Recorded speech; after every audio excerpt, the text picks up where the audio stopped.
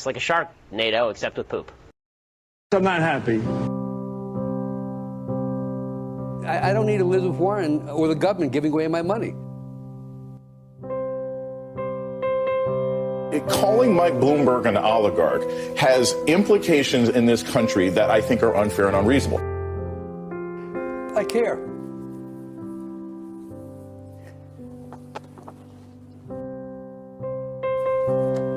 That's it.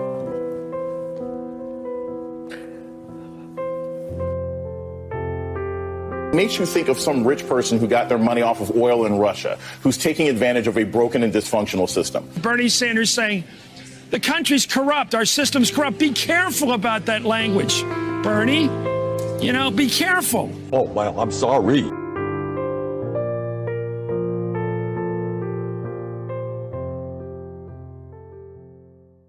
There's insanity in the control room.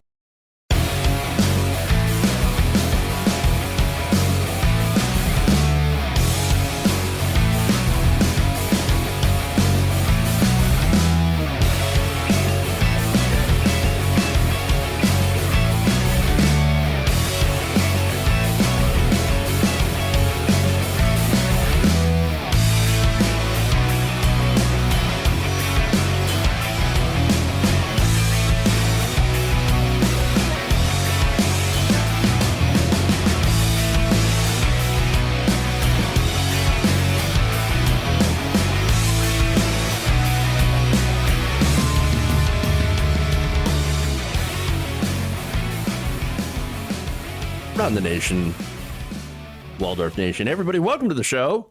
It's Wednesday, it's hump day, it's half of the week's over, or if you're a pessimist like me, or a cynic, that you could say, well, the week is we still got half the week left. I mean, come on. We got half the week left. Why are you guys so excited about Wednesday? Anyway, either way you look at it, it's Wednesday, and we got great stories. So we're going to have a little fun on the show. Also, I'm going to educate you. You probably already know what we're going to talk about, but nonetheless, we have the racist history of the filibuster. So the filibuster, very important, very hot topic that I am going to discuss in the show. I'm going to break it down. I am going to talk about, of course, the Republican Party, why they want to keep the filibuster, obviously, and some of the things that has been traditionally used to block lots and lots of civil rights legislation, of course. Then we are also going to do a deep dive. We're going to deep dive into MAGA chuds, and them furiously giving a lot of money to Trump, and how Trump's fundraising emails before and after the election are actually filled with incredibly manipulative, emotionally language. So it is really, really fascinating. I know, like, the more that I kept looking into this, the more fascinated I became by the language that was used inside of these emails. So we're going to be, it's going to be a Butta's emails segment on this. And it's going to be the deepest dive, the greatest dive. And then to make up for it, we got UFOs on Fox. Spoiler alert, I might actually agree with some of the stuff that they said. What? What is this? What is this? All right. So that's fun. And then, of course, I don't know. I keep trying to, like, I know that I need to be talking about it, but part of me doesn't want to. And that, of course, is the recent Boulder, Colorado shooter, and his mental health and religion and all that stuff. Again, I don't really want to. It's not something that I really want to talk about too greatly, but I feel like I need to. So we can get to that later on today. Then we'll probably do that as well. All right. So that's the breakdown. Please like and share the stream if you haven't already. Very important that you do so. Helps me out greatly. Another way to help me out, of course, is to do what sbloom85 did on Twitch, and that is use his Prime subscription to help the show. It's free for you if you already have Prime. You can do a subscription. It doesn't come out of your paycheck. It goes to me, though. It helps me. So thank you so much. The title about the UFO stories, no bombshells, it's all BS. Yeah, there's no actual bombshells in this, though. It's just fun. It's actually, I don't want to spoil it too much, but we will talk about UFOs talking about Fox, and I'm kind of pick it apart a little bit. So just wait. It is funny, though. I really wish at this point I had the more Alex Jones on the soundboard to go with the alien story. But anyway, missed opportunities and all that. My fault for not digging through and trying to find those sound effects. All right. Anyway, let's move on. Let's start out with Trump and Giuliani. All right. It appears that prosecutors are after former President Donald Trump as well as his former attorney, Rudy Giuliani. Now, this is according to a new report in the Daily Beast that cites from people familiar with the matter. Local prosecutors in Fulton County, Georgia. You remember Fulton County, Georgia, right? Went decisively to Joe Biden. And that's where, of course, President Donald Trump has said, you need to look for the fraud. The fraud, it's in Fulton. All the fraud, all of it. It's in Fulton. Oh, okay. Well, now Fulton, those prosecutors in that county are looking into whether or not that they can apply false statement charges against Rudy Giuliani and other members of Trump's team for their attempts to meddle in the election in the state. Of course, this is related to the call to Brad Raffensperger in the state to try to get him to find more votes. Just find me the votes. Find me the votes. And then you also had him calling this other election official and urging her to find votes as well. Look at Fulton. Look at the Fulton County. It's full of the greatest fraud, the biggest fraud you've ever seen. You will be considered to be a hero if you find that. So there's that. All right. Now, Giuliani, according to the article, apparently twice gave phony evidence and presented wild conspiracy theories in an effort to toss out the votes against a Republican president who made specific false claims that were recorded in two separate phone calls to state election officials, and Fulton County prosecutors are considering charges. Interesting. So now several former district attorneys from Georgia told the website that investigators could be looking into state law. So there's apparently a state law in Georgia that makes it a felony crime to knowingly and willingly give false statements on any matter within the jurisdiction of the state government, a charge that carries a prison term of 1 to 5 years. Interesting. So they are currently looking into whether or not they can apply this particular law to Giuliani. Fascinating. I love it. Now, in a February 10th letter to state officials that was first made public by the New York Times, Fulton County District Attorney Fani Willis did note that her investigation includes, among other crimes, potential violations of Georgia law prohibiting the making of false statements to state and local governmental bodies. The Fulton County District Attorney's Public Integrity Team is said to be focusing on false claims Giuliani made about quote-unquote phantom votes and a misleadingly edited video to state legislators. Oh, a suspiciously edited video? No. Oh, well, they would never do that, would they? Stares in Project Veritas. Just saying. All right. Anyway, now let's see. As well as Trump's false assertions and phone calls to Raffensperger and that elections investigator, that same investigator whose call I reported somehow ended up in the trash of her computer. The recycle bin.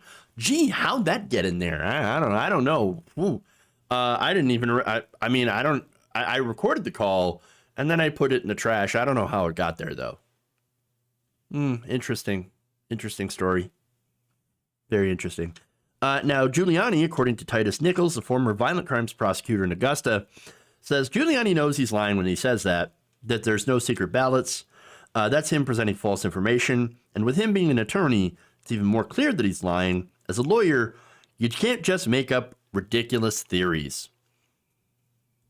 It's funny because him, being disbarred if he was actually disbarred, not just from New York, I think New York did disbar him, but if he was disbarred across the country, then technically that would actually have helped him because, hey, look, I'm saying all these things, but I'm not a lawyer anymore. It's sort of the same, you know, if you were to say that, no, that's just my opinion, that would actually be the same defense as another former Trump lawyer, Sidney Powell. I don't know what his defense is going to be in this case. Maybe he'll go in that route. Or maybe say, well, I no, I'm not lying. It's absolutely true. It's absolutely true. What are you talking about? We'll have to see what happens, really. But anyway, applying this state law to the former president's attorney would be a beyond rare strategy, former prosecutors say. However, they do take a note that it was Trump's team's conduct after the election was also beyond rare. So, you know, we'll see. Prosecutors would face a steep challenge, according to one former district attorney, because they would almost certainly encounter jurors who would believe those election conspiracy theories, and defense attorneys could present conservative state legislators who don't believe Giuliani's statements were lies. And this, after this quote here by Kenneth Malden, he said, I think it's clearly going to be an uphill climb. The longtime district attorney, Malden is the longtime district attorney for the area covering Athens. So, great. Now, what do I think about this? Well, that last part, the fact that it is very difficult to do this because you have people that believe this lie, well, it's a good example of how propaganda, how you repeat a lie enough times, you start to get people to believe it. And this is what Giuliani and Trump did. This was part of their brilliant strategy, okay? They went on social and conservative media and talked endlessly about how the election was stolen from you. How the votes were rigged, they were changed to Biden, the election machines were, you know, inhabited by the ghost of Hugo Chavez and all that stuff, and rigged the votes, literally flipping them to Joe Biden. And he went around that. They went around there talking about these conspiracy theories and spreading all sorts of different ones. And then, you know, the entire right-wing ecosphere would amplify that and regurgitate that. They were all saying it. And now that minority of people who were spreading that disinformation, they might be small, but they are incredibly loud. And they are far-reaching because they have one thing that the rest of us don't have. They got all the money. And they have all the money because they've essentially acted as a money funneling operation to the rich. And so the rich, in pursuit of ever lower taxes and corporations, in pursuit of less and less regulation, they look at the Republicans and say, well, you guys are useful idiots. You'll believe anything. You'll believe the wealth trickles down. So what we're going to do is that we're going to bribe your politicians into working for us.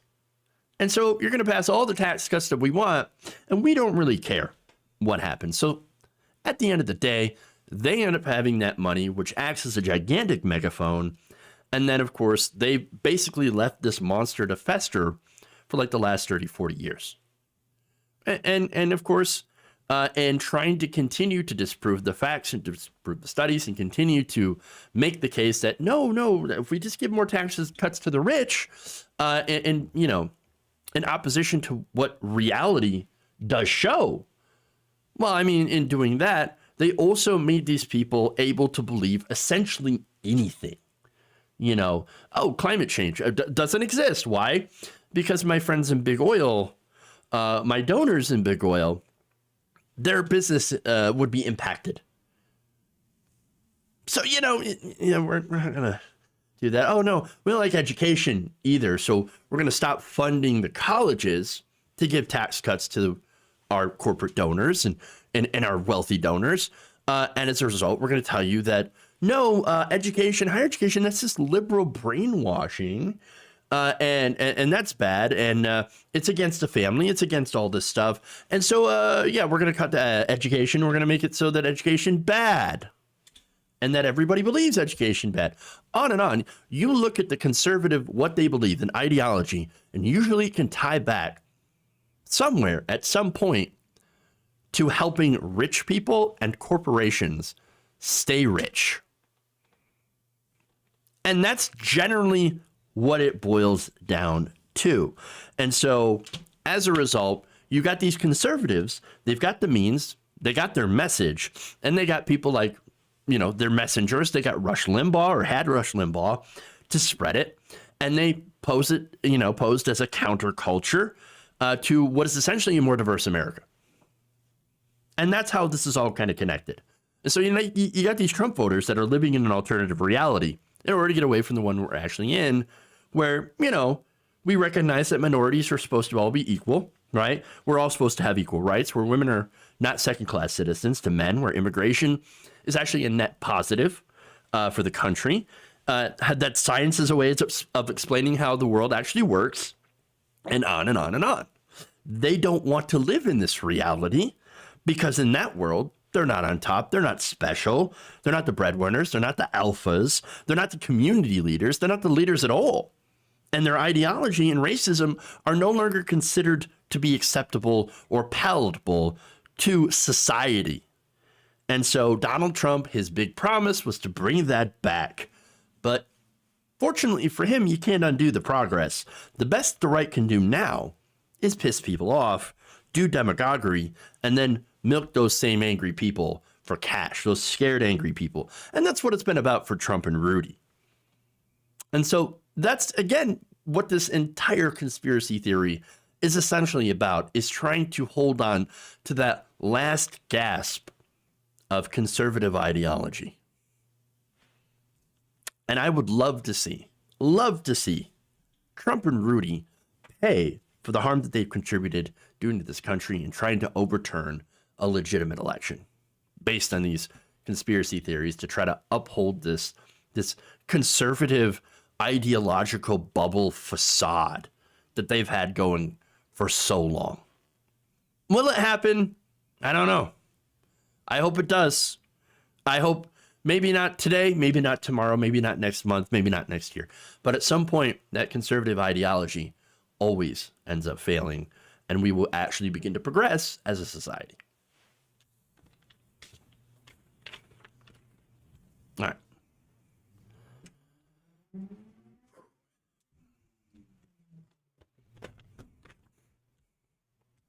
Moving on.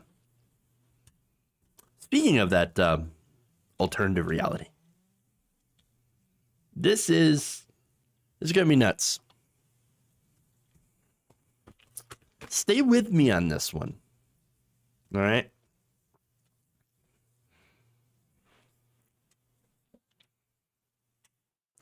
So there's a new analysis out about how much money Capitol rioters, the MAGA insurrectionists, whatever you want to call them, had donated to Donald Trump and the Republican Party after he lost the election.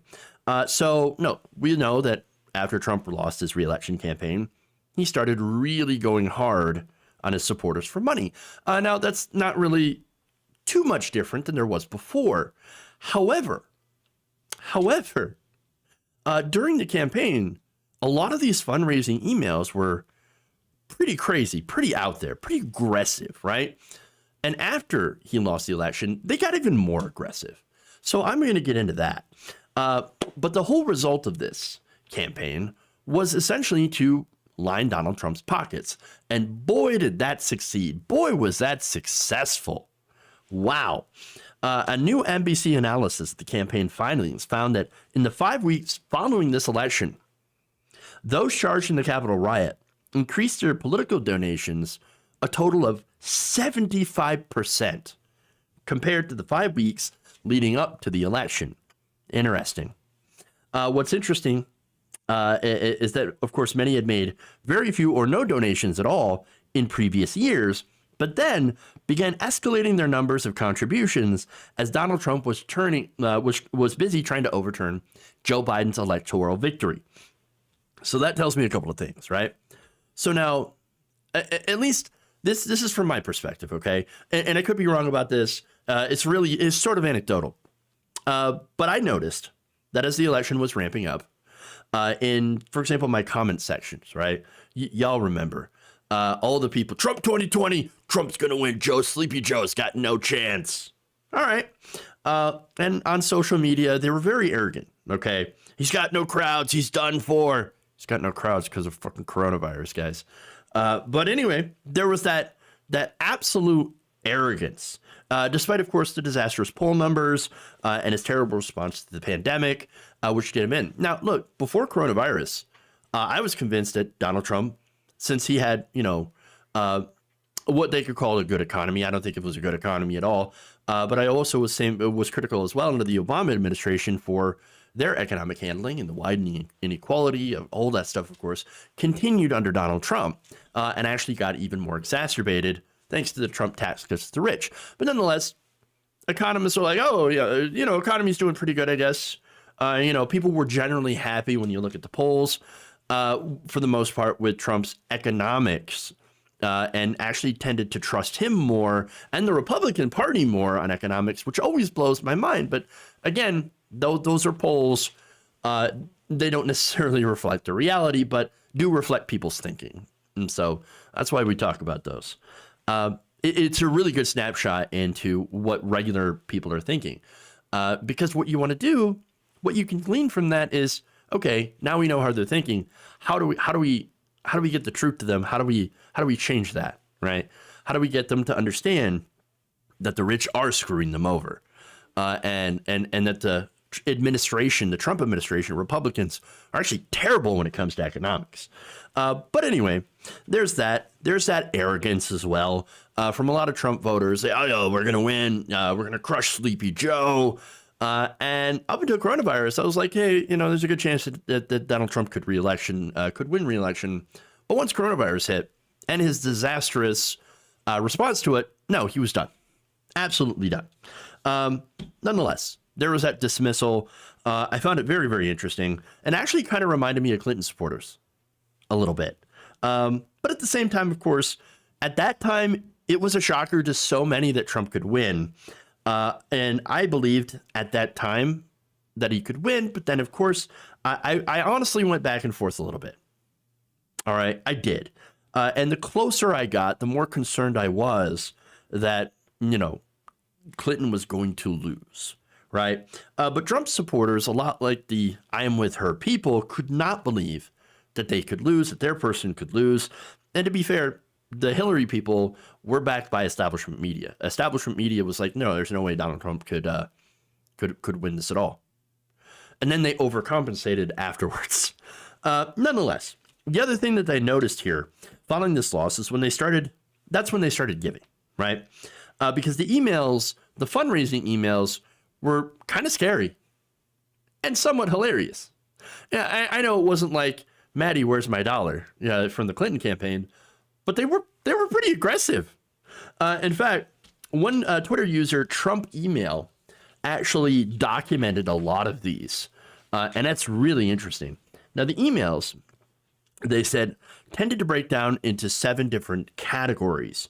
One is exclusivity, time sensitivity, scarcity, shaming, Trump knows who you are, community, and even greater degrees of matchy, what they call matchy. Okay. Now, that's not to say that any one email belongs in any single category, he tells the Daily Beast. Many of these messages pull from multiple categories at the same time.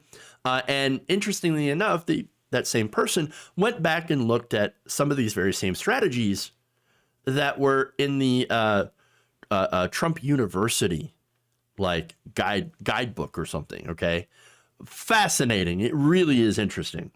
Now, especially again, getting into how aggressive these emails were, they were jam-packed full of, I think, emotional appeals. And believe it or not, this does work. Here's an example. Congratulations, you are the Trump Patriot of the Week. President Trump was so impressed by your dedication to our movement that he unlocked an exclusive 500% match just for you. I'm counting on you to keep our strong lead over Sleepy Joe. I've asked my team to let me know the moment you step up. Don't let me down. Oh, wow. There's more. There's another one. The president will be receiving an updated donor list soon, and I know he'll be looking for your name. I know you won't let him down. Now, again, campaign emails. This is before the election, and that's already pretty bad. But it ramped. He turns it up to 11. Okay, here's an example. This is sheer madness. The fake news has tried to keep these unprecedented stories of voter fraud quiet. But it's important for the American people to know the truth. Then it asks for a $5 donation, of course, to help you chip in so that you can find the truth. Yes. There's another one. One says, I have great news with the president's win in North Carolina. This is from allegedly Mike Pence, which, look, we all know that no campaign writes their own emails. It's all like written by aides and staffers and things like that. But nonetheless, this was supposedly from Mike Pounds. So, here's what it said. I have great news. The president's win in North Carolina. We proved to the left that no matter what the media says, this election is not over. It's not over till it's over. Except that this was like mid-November at this point. So yeah, it was over. More. If we don't stand up and fight right now, we will lose our country to the liberal mob forever. Forever and ever. The liberal mob. You don't want that to happen, right? You don't want the liberal mob after you. And you don't want them to win forever. Wow. So these emails, they're insane. And they're the rantings of a madman. A total loser. But again, for his supporters, they worked. They worked like a charm. These people gave so much money because they responded to these emotional appeals. Okay? According to filings, Trump and his aligned groups, including the RNC, by the way, raised $207 million in the first 19 days following the election. That, my friends, is a gigantic haul. Now, one of these donors, and this kind of shows you that it's not necessarily unique donors. These are people that are giving over and over and over and over again. This is one person is James Upmore. Now, he is a 63-year-old man from San Antonio, and first just made a single $250 donation to a Trump PAC between Trump's first run for president and the 2020 election, according to the FEC. Then, after November 3rd, that giving ramped up.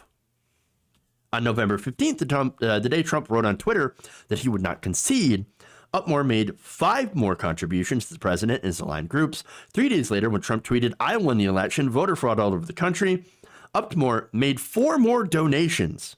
The next day, he made even 4 more donations as Trump attorneys held a news conference that spread wild conspiracies about the vote. And on December 18th, when Trump tweeted at Republican senators to, quote, fight for it, don't let them take it away, Upmore made 6 more contributions. In total, he would make up to 40 contributions to Trump, the RNC, and aligned groups following Trump's loss. Wow. And not only that, but his dedication was shown in other ways. In total, you had, according to, I should say, in addition to the 40 contributions, he also decided to show up to the January 6th, as prosecutors allege, Capitol insurrection. They were in the crowd, he and his son. Yeah. The overall point here, this is scarily effective. I mean, seriously, can you imagine? Giving to a politician so many times after they've lost the election to go, no, I'm going to fight the election that I lost. I mean, not only did it, encourage people to give up their hard-earned money, but it also got them to show up to invade the Capitol building, beat police officers up, what happened to the thin blue line, and then do crime. The same people, of course, complain about Antifa. And by the way, I got something about that later. But overall, it would appear that words and rhetoric matter. And it makes me wonder, It really does. And I don't have a definitive answer to this yet. But I wonder if the president, had he been deplatformed sooner, taken off Twitter, taken off YouTube, taken off Facebook, when he started spotting these conspiracy theories, how effective this would have been, how many people would have showed up to the Capitol had that happen, or, you know, not just him, but all the people that are spreading disinformation actively. Again, I'm not saying I'm for deplatforming in that case, but I'm not saying I'm against it either. I'm just curious if this would have prevented this, had they been deplatformed before. And look, I have noticed, I'm sure all of you have as well, that the amount of disinformation going out has vastly decreased since you deplatformed some of these, the former president and others who are spreading this disinformation. So I'm just kind of curious about that. Okay. And again, it's an interesting, complicated, nuanced topic and discussion. And it's something that I haven't come around to 100% one way or the other. I guess right now I'm at the point where there are certain cases where I do believe that, some people should be deplatformed when they're doing dangerous things, saying dangerous things, putting other people in actual danger. But then again, you also have to make sure that, people's opinions are protected, free speech is protected, and that you don't just drive these bad ideas underground, as opposed to quashing these ideas in the free marketplace of ideas. So it is pretty interesting. Okay. And it is a big discussion. Nonetheless, we're going to move on, right? So we got a quote here from Kurt Braddock about this. And he's an assistant professor of public communication at American University and a fellow at its Polarization and Extremism Research and Innovation Lab. Now, here's what he said. I think quite simply it shows the effectiveness of Trump's messaging in the weeks leading up to the election and how much his stolen election lie resonated with his base after the election. Trump sold the idea to his followers that not only was the election stolen, but also that it was up to his constituents to help make things right. Another person, John Horgan, runs the Violent Extremism Research Group at Georgia State University. Here's what he said. He said they found the increase of contributions to be unsurprising, partly because Trump had primed his supporters for months. And of course, I remember talking about that. I remember saying that this is like Donald Trump, what he's going to do. He's going to sow this, the seeds of this entire thing by going out there and lying repeatedly, saying the Democrats are going to steal this election. There's massive voter fraud, et cetera, et cetera. We haven't done anything about voter fraud, even though the Trump administration itself had a commission that found no evidence of widespread voter fraud in any elections that were held during that time. And so, again, it didn't matter because facts do not matter to these people. And they continued to, fall for this and to respond to these emails. There's more. He also said Trump successfully convinced many of his followers that unless they acted fast, their very way of life was about to come to an end. Their way of life. They literally believe, because Trump told them to, and because the conservative ecosphere, that we are out to end their way of life. I mean, unless their way of life, of course, is like, discriminating against people based on race, sexual orientation, gender, and all those different things. Well, then, yeah, we're out to end that part. Sure. But, we're not out there trying to destroy these people's lives. We're trying to make everybody's lives a little bit better. But it's twisted, though. Their beliefs and their view of their fellow countrymen is so incredibly twisted. And again, a lot of it comes from propaganda. The whole idea that the whole fact that they are after people who are trans and LGBTQ plus is because they've been told that those people are out to get them, that those people are out to destroy their way of life. And of course, it's not true. It's absolutely not true. But to them, they believe it. They believe it. They believe that trans person is going to what? I don't know. Harm their children? No, that's not reality. Trans people are often actually more targeted for violence. They don't do violence. They don't do sexual assault. they're usually the ones that are the victims of this. Same with the gay community as well. And they use the same playbook against them. But they're trying to hold on to this, I don't know, this antiquated worldview that is incredibly discriminatory. Again, you've got people out there like Steven Crowder who just, I think his main thing is he just wants to say the N-word. And a lot of them do. And that's their main thing now. I just want to say the N-word. Oh, and that's, again, that's what a lot of Trump support, unfortunately, I think fervent Trump support boils down to. They just want to do and say these things they used to be able to do so before and can't now. Because it's socially unacceptable. Not that the government's going to come after you for it, but that society no longer tolerates that. That said, he also presented, according to Horgan, a catastrophic scenario whereby if the election was for him lost, his followers would suffer as a result, his followers mostly being people who are generally middle to upper class suburbanites. Generally. And usually make more than the people who tend to vote for Democrats. Interesting. He made the action not just imperative, but urgent, convincing his followers that they needed to do everything they could now rather than later to prevent the enemy, liberals essentially, from claiming victory.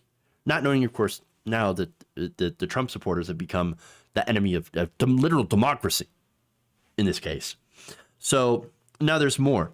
They also found that among the first 311 people who faced federal charges after the January 6th riot, about 90 had histories of making political contributions. And the overwhelming majority of them, of course, were made to Trump or as aligned groups and within the past year. Elizabeth Neumann, who was Assistant Secretary of Homeland Security for Counterterrorism and Threat Prevention before she left the Trump administration and endorsed his opponent, Biden, said the donor findings reveal a useful proof point to the argument that there were monetary drivers behind the big lie, something that, of course, I had been saying quite a bit whenever I talk about this. Of course, there were monetary incentives. Also, she said, it's a useful quantitative metric for demonstrating the increased level of grievance of Trump supporters post-election. It's another thing that I talk about. Neumann also said she believes that the donor's history could be useful to the Justice Department should it seek to make a seditious conspiracy or incitement to violence case. For example, you could look at, you could apply this to the QAnon shaman, for example. QAnon shaman gave a lot of donations to Donald Trump, but also to Andrew Yang. Hey, that's just what it is, okay? There were even people, of course, who made, donations to Democratic candidates who ended up at the Capitol and ended up giving to Donald Trump. So it is interesting. It is very interesting. In fact, some of those charged, however, in connection with the riot, did make their first political contributions after the election, donating to Trump, RNC, or groups like Trump Make America Great Again Committee. Several more made their first donations to political causes and candidates during the 2020 campaign cycle. Here's what Eric Wilson said. This is a Republican political technologist saying, quote, I think the thing that's clear is the people who took over the Capitol are not interested in the political process. Pointing to an analysis that showed that some people accused in the riot did not vote in the election. They donated to campaigns as their votes had already been cast, revealing that they are only interested in the chaos, not the process. Well, I'm not exactly buying that argument. I think that in a lot of cases, these people didn't trust the process already. And therefore didn't take part in it because they believed that they already lost. I mean, we see some of this on the left too. I mean, I've seen people screaming that everything 100% is completely rigged and that there's absolutely no point to electoral politics. I actually disagree. I disagree strongly with that position.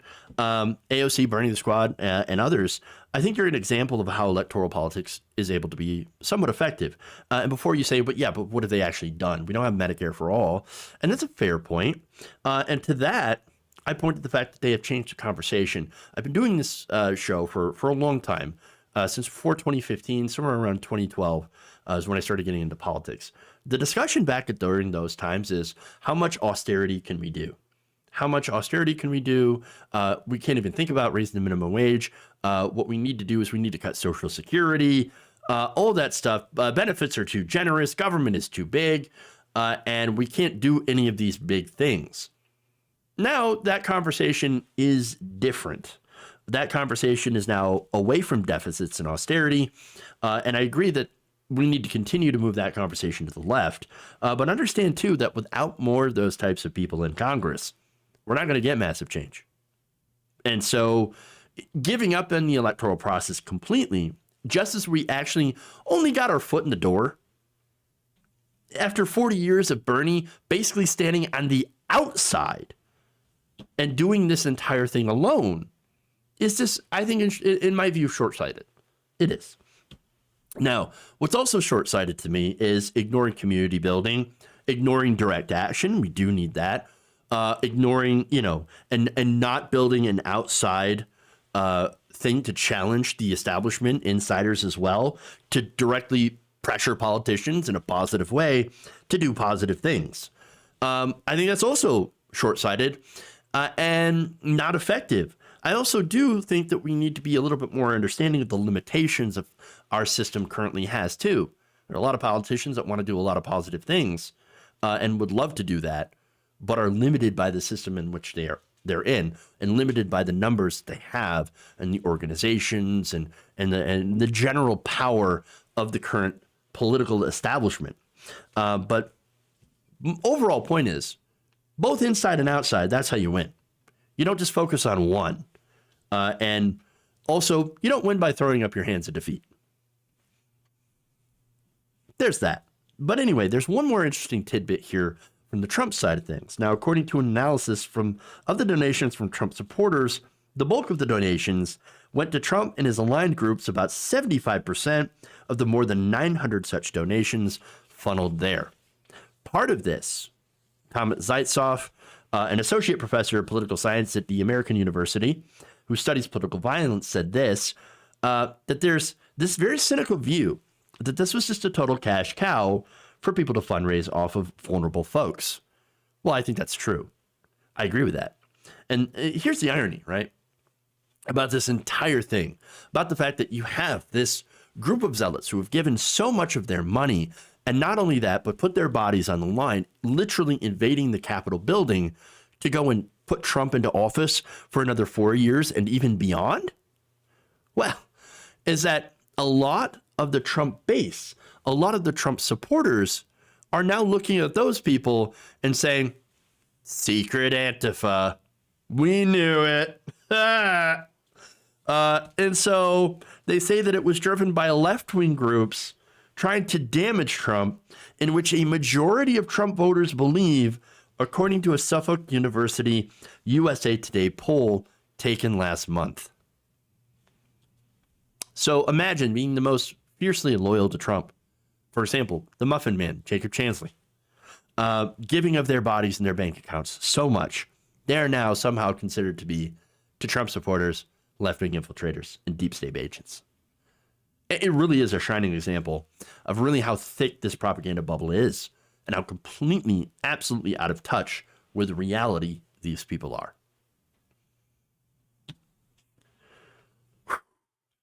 Oof. That was very deep. A very, very deep dive. I'm going to need a minute.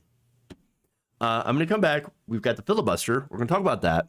The racist history of the filibuster. It's another deep dive. And then aliens? Stay right here. Round the Nation. Be right back.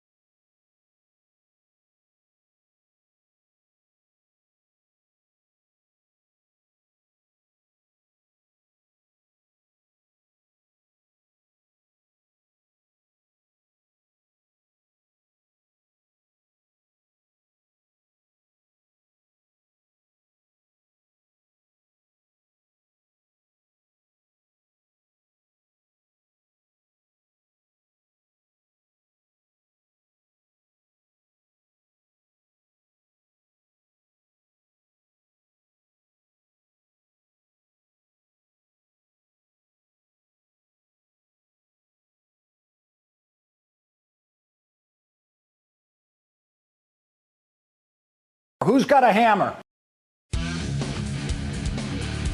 Give me a break. The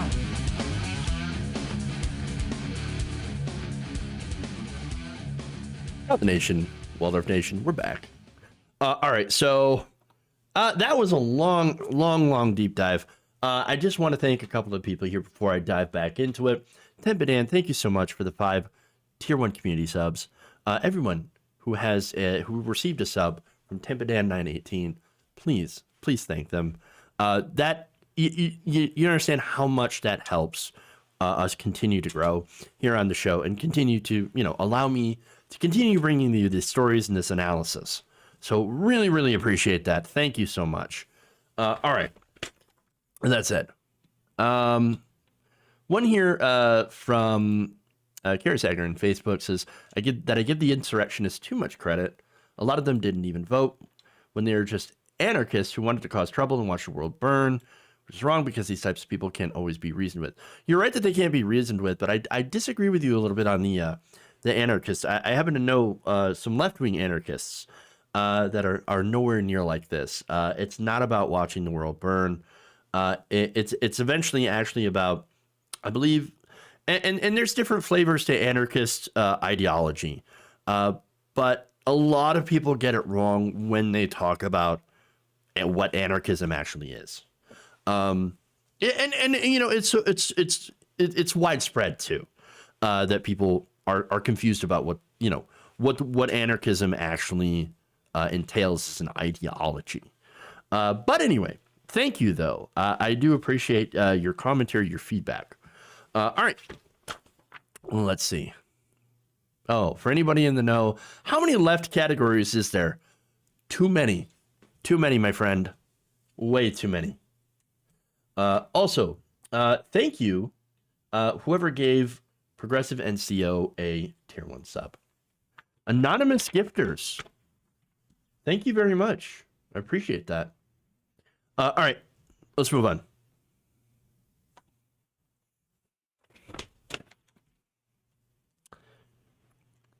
So the Republican Party is desperately trying to hold on to the filibuster.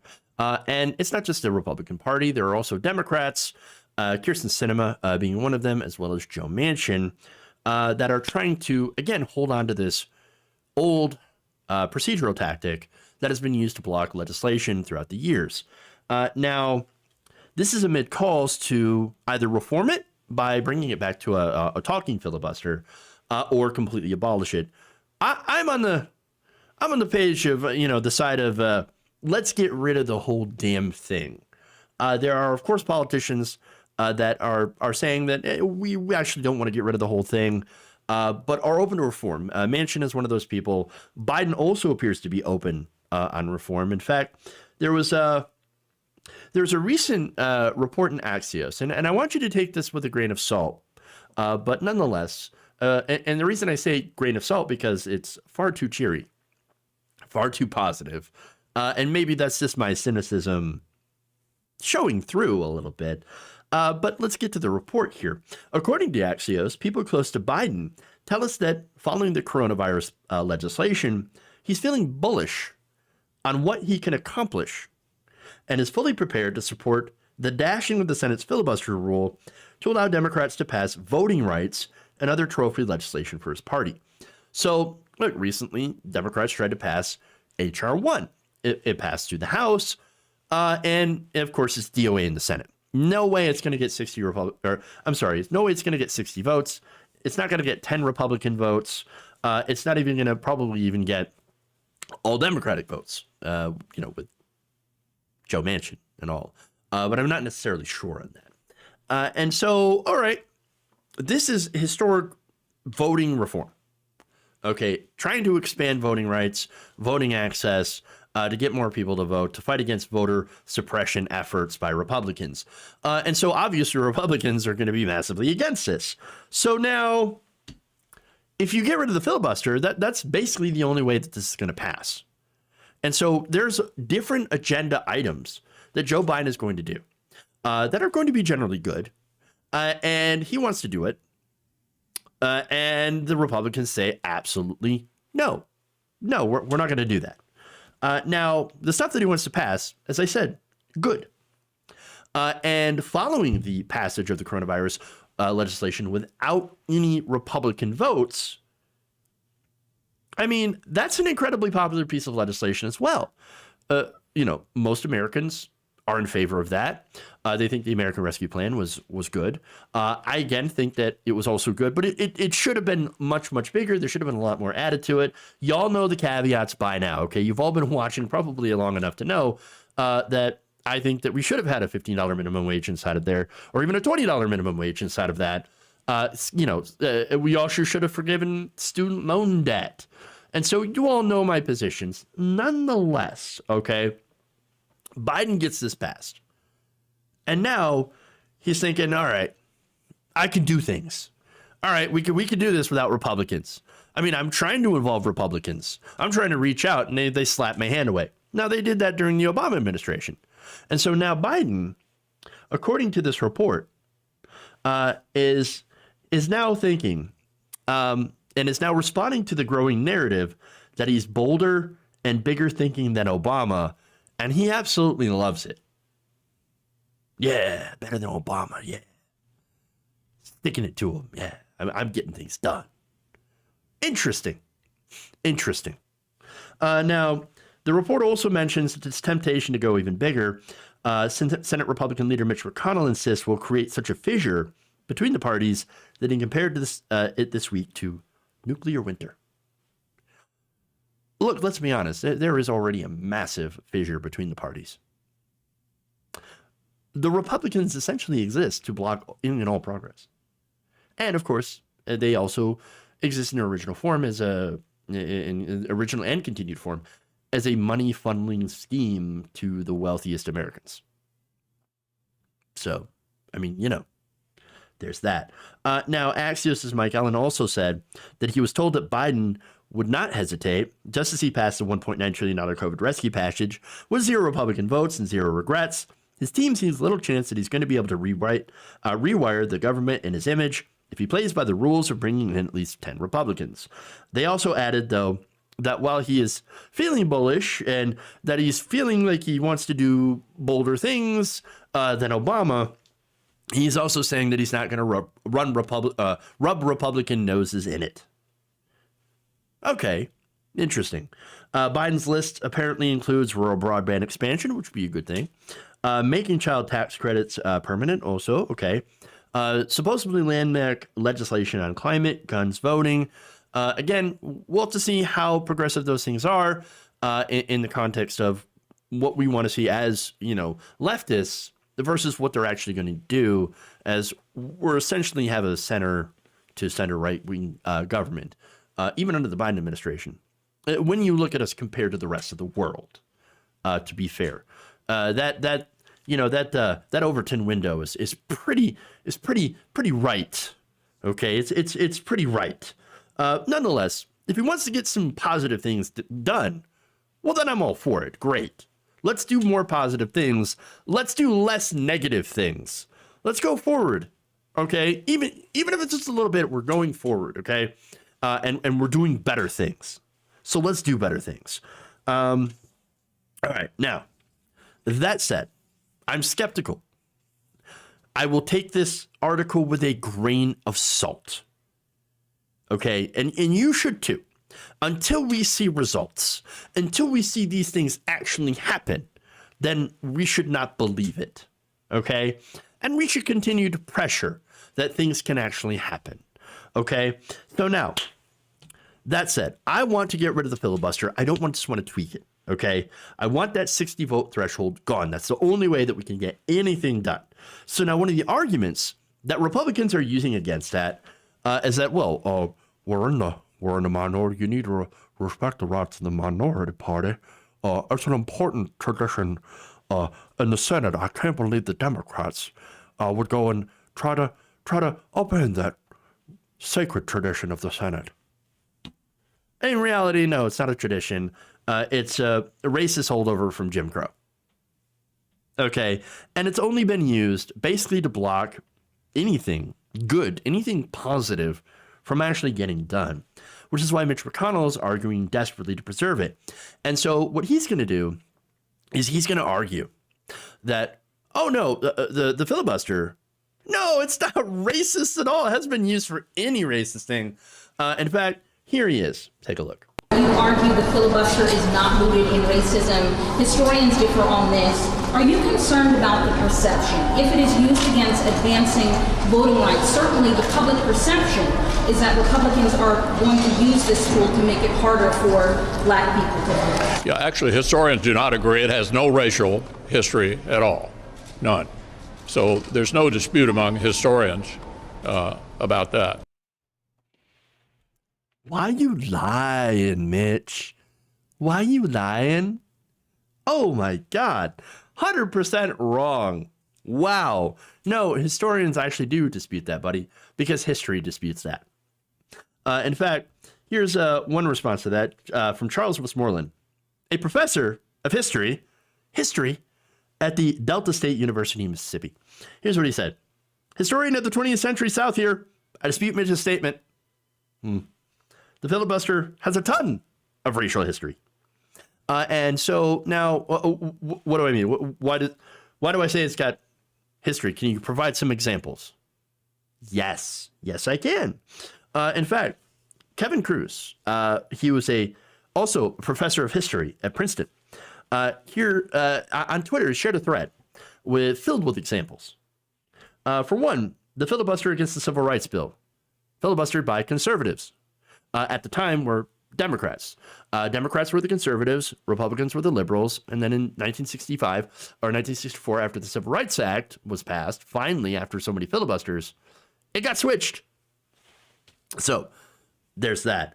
Now, conservatives also filibustered against civil rights in 1875. They filibustered against a pension for a black official in 1906. They filibustered against the confirmation of a black official in 1909. They filibustered against an anti-lynching bill in 1921. They also filibustered against another anti-lynching bill in 1922. And in 1925, they also filibustered against a monument honoring black World War I veterans in 1926. Some examples in the 60s. From 1960 to 1964, they filibustered every time against the Civil Rights Bill. Okay, you want a more recent example? Because those are pretty old, to be fair. What about the filibuster against the extension of the Voting Rights Act? That happened in 1982. They also filibustered against the creation of MLK Day, the federal holiday, in 1983. This is after they became the Republican Party. And then filibustered again against the Civil Rights Bill in 1984. And this is far from a comprehensive list. This is just like a 5 minutes on Google search, okay? Conservatives have shown that they are more than willing to use the filibuster to prevent civil rights legislation, voter rights legislation, and pro-labor legislation for hundreds of years. In 1977, they filibustered against labor law reform. 6 cloture votes, all of them failed. Sorry, we're not going to have pro-labor. Oof, no, we don't want labor either, nor do we want civil rights. No, we don't want anything that's going to advance working class people of all races or colors. Can't do it. Not going to happen. That's what happens when you have conservatives in charge. All right. And so, yeah, it turns out there is kind of a racist history of, using that filibuster. And by the way, back then you actually had to talk. You actually had to go and do and you're wondering who this old dude is here, right? That's Strom Thurmond, a famous, incredibly racist congressperson who had given an incredibly long filibuster. So, all right. So that filibuster, of course, is famous for being one of the bigger filibusters because, again, it is a talking filibuster. This is what a lot of modern Democrats actually want to switch it back over to. Again, I think we should get rid of the 60 vote threshold, but there needs to be change. There needs to be a lot of change. And so, again, this history here is pretty damning, but what Mitch McConnell does now, and understand how the filibuster is different now than it used to be, because even with the talking filibuster, and this is why I support completely doing away with it, even with the talking filibuster, you saw all the times that they were still able to block this vote. So, I mean, still a tool of oppression. As opposed to now, where Mitch McConnell doesn't have to talk. Can you imagine him talking for 12 hours to block a bill? I don't. I couldn't. All he has to do is to say, we filibuster 60 vote threshold. I'm going to go home and basically call my donors and beg them for cash. And that's it. All right. So now, there's more, too, by the way. Adam Jentelson, author of a new book on the history of the Senate, also wrote on Tuesday that McConnell's argument that the filibuster has no racial history at all is the new Civil War wasn't about slavery. Ah, yes. For more than a century, they said, the filibuster was widely understood to be primarily dedicated to maintaining white supremacy and blocking civil rights. Jentelson noted, quoting a defense of the filibuster offered back in 1949 by the late Democratic senator and arch segregationist Richard Russell of Georgia. So, and of course, by the way, white supremacy is a made-up concept used to justify capitalist exploitation of non-white peoples. Race itself, it's also a human construction meant to allow certain groups of people to dominate others. So, point is, if we ever want a chance to enact economic and racial justice, well, then we've got to get rid of the ability for Republicans to get in the way. And right now, all they do is to hold us back. They are the reactionary party. That's all they do. They don't come up with new ideas. They react to the ones that we want to propose. And they also are continuously reacting to the ones that we have now. They are a reactionary party meant to stifle progress and also to bring it back to the way it used to be, which, of course, is when those types of people were on top. What I mean by by those people is generally white, wealthy Republicans. So that said, I sincerely hope that Biden is willing to get rid of the filibuster. I don't know if he wants to just, again, it's not necessarily been clear if he wants to just reform it by bringing back the talking, which isn't going to do the trick, or to actually get rid of the filibuster by going nuclear. We will have to see. But I desperately hope that he does that, gets rid of it, nukes it, so that we can actually move forward with a more positive agenda. All right. Let's do some aliens.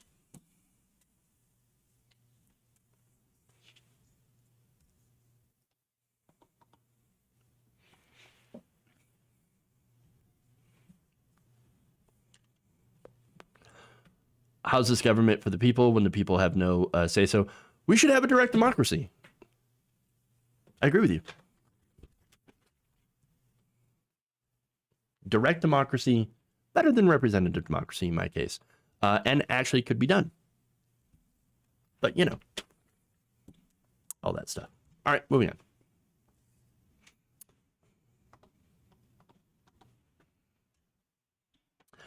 Fox Business host Maria Bartiromo wants to know a little bit more about aliens. Fascinating. So now Bartiromo recently interviewed Senator Marco Rubio, and, well, she asked him a few questions. I'm going to show you the video here. And this actually came after she also interviewed a former director of national intelligence, John Ratcliffe, to talk about UFOs.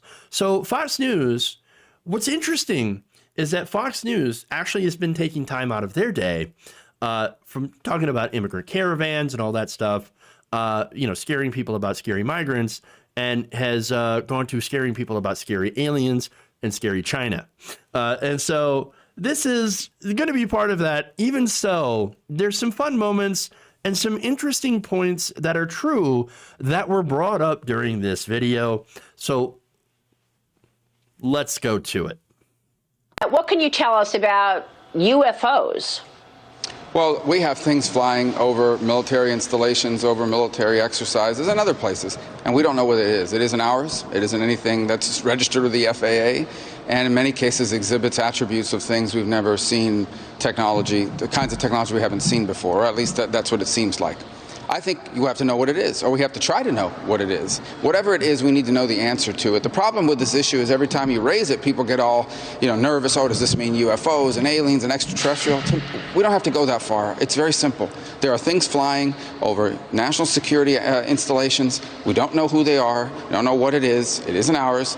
We need to find out. And look, there's a stigma associated with this, all right? When a Navy pilot would report that they saw something, they were told you need to go see the flight surgeon, to check out your head, make sure you're not seeing things. So there's a stigma associated with reporting it, even talking to you about it now, right? I mean, people are going to go out and say, look what these people are focused on when the world is falling apart. So there's a stigma associated with it, and that's, I think, needs to go away. We don't have any preconceived notions about what this is or isn't. We just need to know, or we need to start trying to know. I think the first step is to ask the question. If you don't ask the question, you're not going to get or begin to get answers. So it's not necessarily like that we have, little ETs running around, aliens, but it could be technology that China or Russia or somebody else has developed that could be ahead of the United States then. That's even more worrisome to me. Well, again, I don't know. It would be very worrisome. I don't know that to be the case, but we need to start finding out. All right. So look, that's just funny to me, but also really interesting. Okay. So I love how the whole thing is, but China and Russia and scary things. Also, I love how nervous Marco Rubio looked right there. I mean, that's just somebody who looked very uncomfortable. But then again, he was right when he brought up the stigma.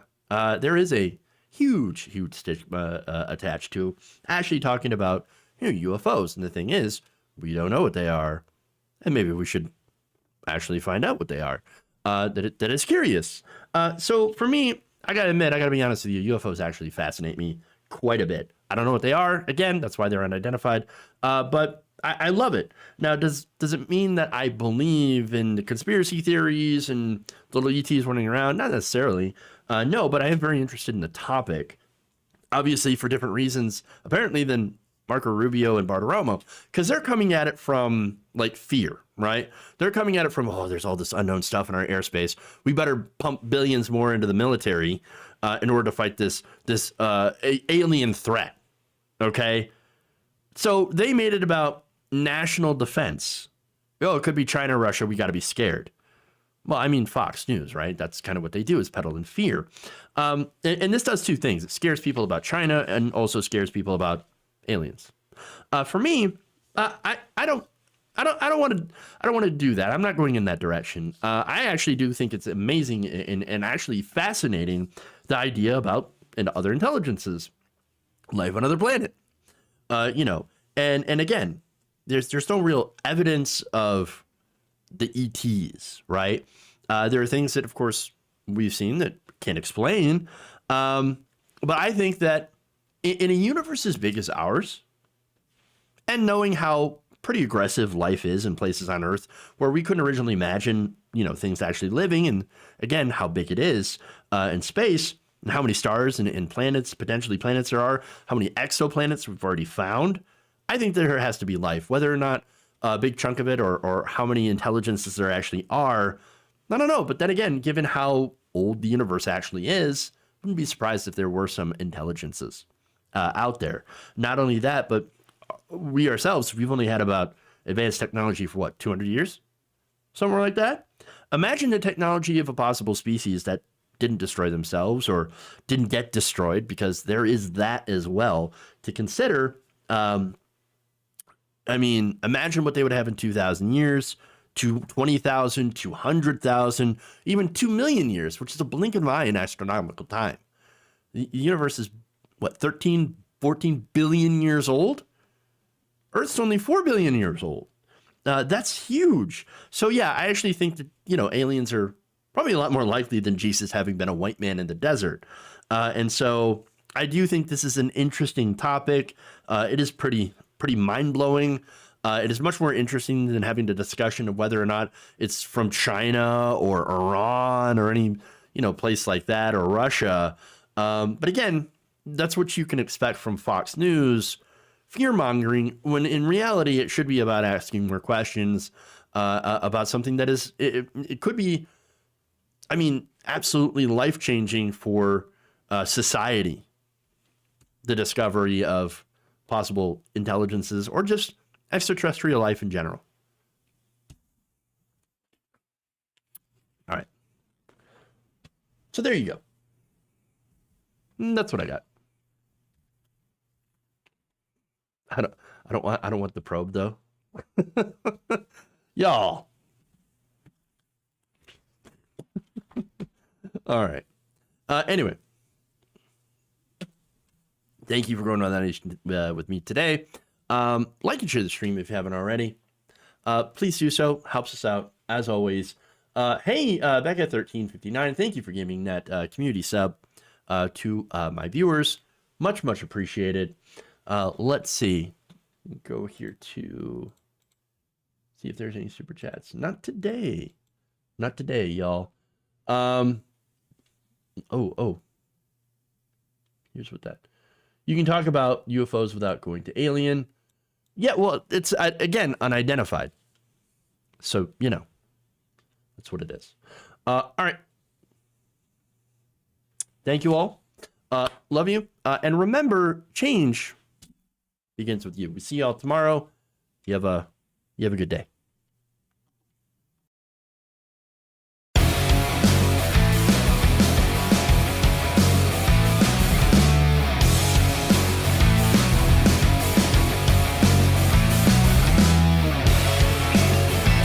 There's some whores in this town.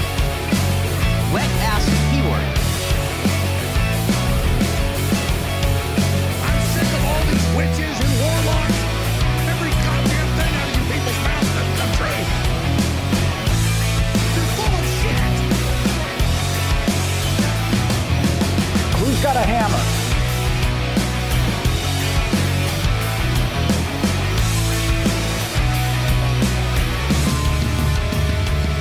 Dumps. Big, massive dumps. Please clap. You're kicking me out the door. You're kicking me out the door.